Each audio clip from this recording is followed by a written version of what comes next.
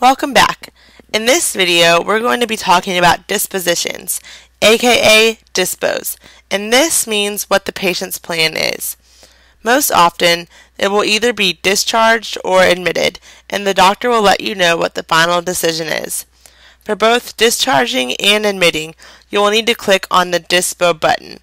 When you get to this screen, you can click on the dispo type. So we'll go ahead and click on the dispo button, bring us to the disposition screen, and then we can see the disposition type right here. Here we can see all of the types right here during this drop down menu. You will mostly be using discharge and admit, but if someone was being transferred, you would click on that.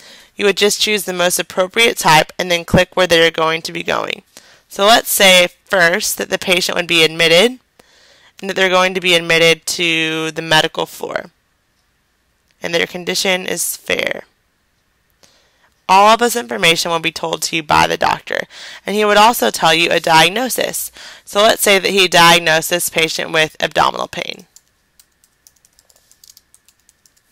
We would click on abdominal pain, and if they are being admitted, we would hit enter dispo, and that would be the end of it. That's all we do. So it's a very simple process.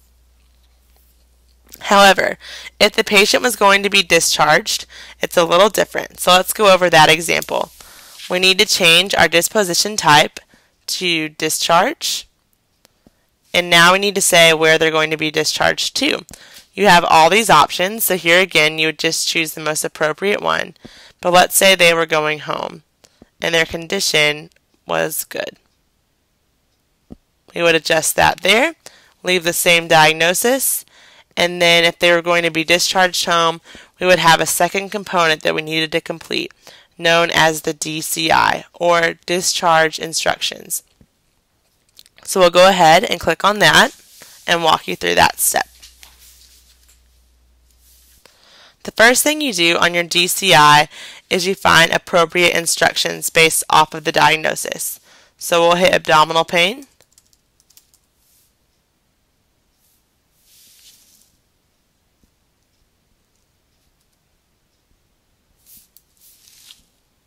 Okay.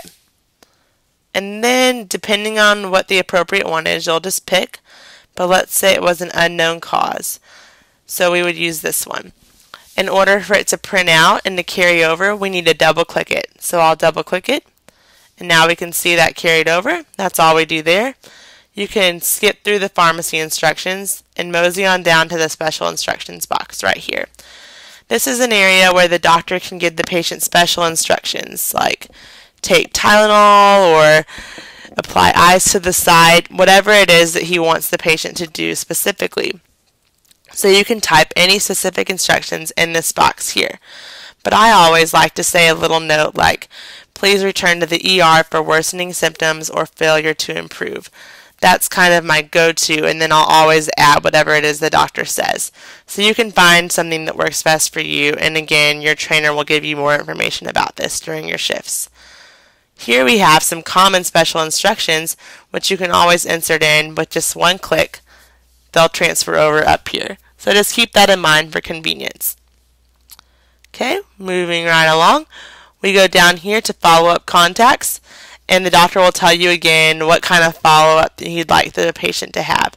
So let's say he wanted them to follow up with BCS Clinic. You just type it in. You can see it here. Again, you double-click to have it carry over, and then you can say how many days you'd like for them to go and see them in. So let's say the doctor said 1 to 2 days. You would click 1 to 2 days, and that would be it. And now the next step is to print it. So you'll choose your appropriate printer based off of where you are located at, and then you would hit enter. And that is how you do the DCI. So recap, if the patient's being admitted, all you do is the dispo.